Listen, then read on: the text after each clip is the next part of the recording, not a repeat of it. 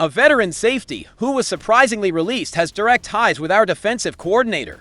But his problematic locker room history could be a ticking time bomb. Injuries are piling up in critical positions just when we need to be at our best to face a team with a secret weapon ready to explode. Speaking of explosions, our run defense is showing worrying cracks that could turn into a nightmare this Sunday. 3 situations that could change the course of this season, and that will determine if we are really ready to compete or if we remain the same Bears as always. Stay until the end because what's coming will shake the foundations of Hollis Hall.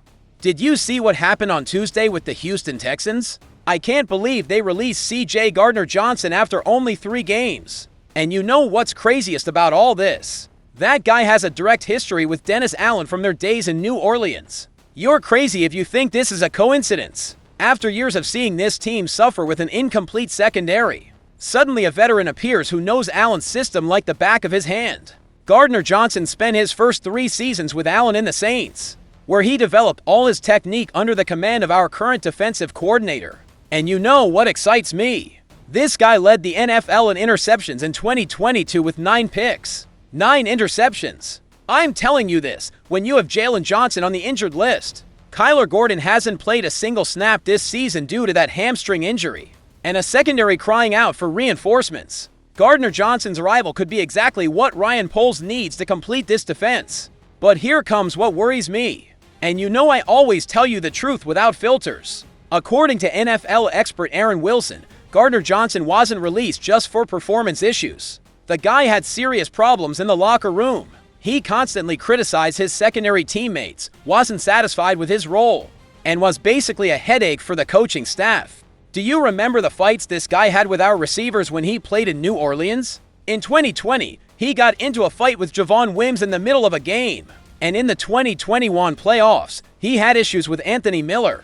That's a pattern, folks. But I ask you this, is it worth risking the chemistry Matt Eberflus and Ryan Poles have built in this locker room for a talented but problematic player? I think Poles needs to assess if Gardner-Johnson has matured since his days in New Orleans, because the culture we're building in Chicago is more important than any individual player. The reality is we need help in the secondary. Tyreek Stevenson had a great game against Dallas after 2 disappointing performances, but we can't depend on inconsistent performances all season. Nash and Wright has been a positive surprise, but we need veteran depth. Do you think Dennis Allen can control Gardner-Johnson better than Houston? Or do you think once problematic, always problematic? I'm telling you this, if Poles decides to bring him in, it has to be with strict conditions and clear expectations about his locker room behavior.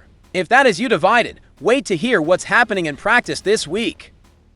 Chicago doesn't play when it comes to injuries at critical times. Injuries are piling up just when we need to be at 100% to face the Raiders. And what's happening in practice has me more nervous than a cat in a dog pound. Colston Loveland didn't practice Wednesday due to a hip injury. And you know how important multiple tight ends are in Ben Johnson's offensive scheme. But that's not what keeps me up at night. What really worries me is that Darnell Wright, our starting right tackle, also missed practice due to an elbow injury he suffered against Dallas. Do you realize how critical Wright is to our offensive line? This guy has been a rock on the right side. Wright managed to finish Sunday's game, so let's hope it's just precaution on the coaching staff's part. But we already know how injuries are in the NFL. One day it seems minor. The next, you need surgery. I ask you, can the Bears afford to lose their starting right tackle just as Caleb Williams is starting to find his rhythm?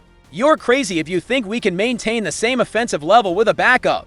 TJ Edwards is still out with his hamstring injury, and that guy is the brain of our defense. Edwards is the one who makes pre-snap communications, who adjusts coverages based on what he sees from the opposing offense. Without him, our defense loses an important tactical dimension.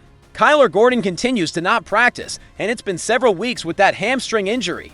Gordon is our starting slot corner, and in a league where 70% of plays go through the slot, not having him available is a huge problem. But here comes what really worries me. Now Cole Kmet appears on the injury report with groin issues. Kmet is our main tight end.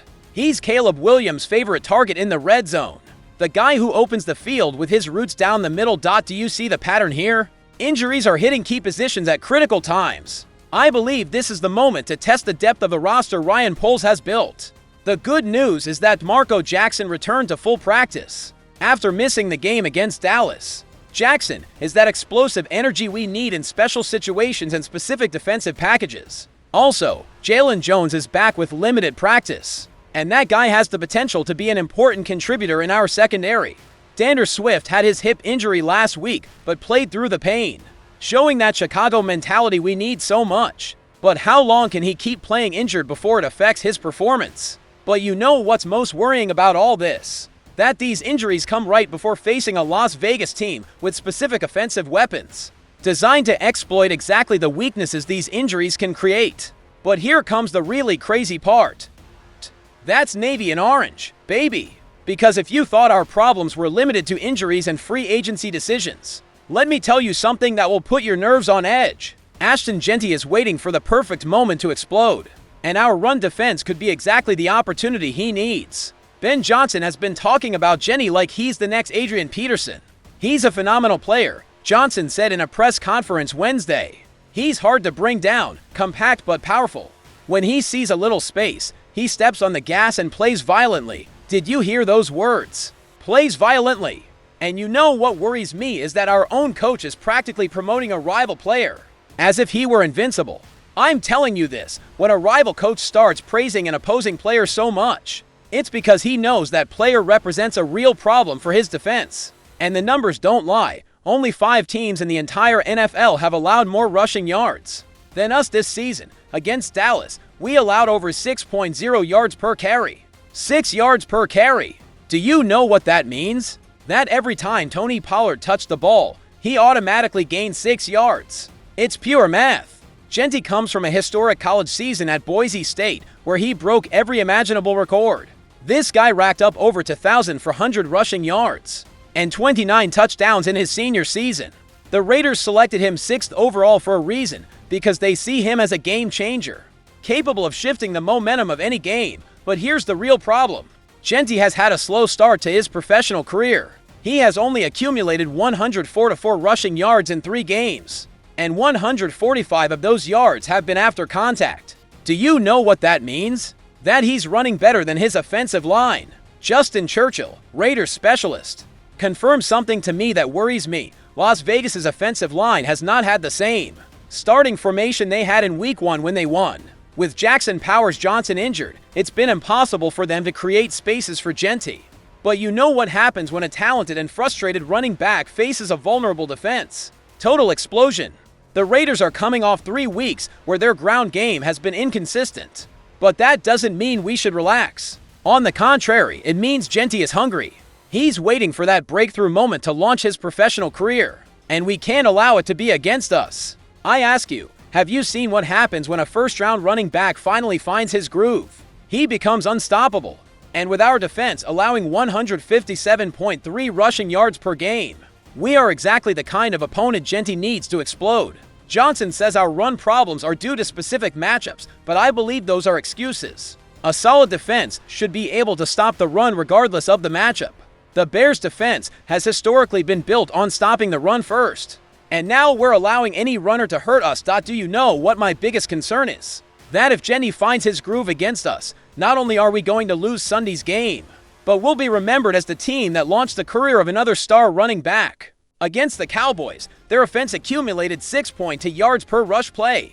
6.2. Rico Dowdle, who isn't even an elite runner, made us look like a high school defense on several carries. The problem isn't just the numbers. It's the mentality. When a defense can't stop the run, it automatically loses credibility. Opposing quarterbacks start playing with more confidence because they know they can establish play action. Offensive coordinators start being more creative because they know they have that running dimension as backup. And do you know what's most frustrating about all this? That we have the talent to be better. Montez Sweat can generate pressure. TJ Edwards, when healthy, can read plays. And our safeties have the ability to come into support against the run. But if we can't execute the basic fundamentals of tackling and gap discipline, all that individual talent becomes irrelevant. I think Matt Eberflus needs to find the solution before Sunday, because allowing Jeanty to have his breakthrough game would be devastating for this defense's confidence. Now I want you to tell me exactly what you think, Chicago family. Do you think Ryan Poles should take a risk with Gardner-Johnson knowing his locker room issues? Or do you think it's better to look for safer options even if they're less talented?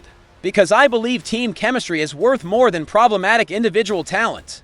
Are Wright and Loveland's injuries worrying you as much as they are me? Because if we lose our starting right tackle just as Caleb Williams is finding his rhythm, we could be seeing the end of our offensive momentum before it really takes off. And the question that keeps me up at night, is our defense really prepared to prevent Jeanty from having his breakthrough game? Because allowing more than 6 yards per carry against Dallas doesn't give me much confidence that we can contain a hungry runner ready to prove why he was a first-round draft pick. These are the decisions and situations that will define if this season is different or if we continue to be the same Bears that disappoint when we need them most. If you think Poles should stay away from Gardner-Johnson no matter his talent, leave it in the comments right now. If you think he's worth the risk because we desperately need secondary help, I also want to hear it. Are you worried about these injuries at the most inconvenient time? Do you think Wright will be ready for Sunday? Or do you think we'll have to play with a backup against Las Vegas pass rushers? And about Jeanty,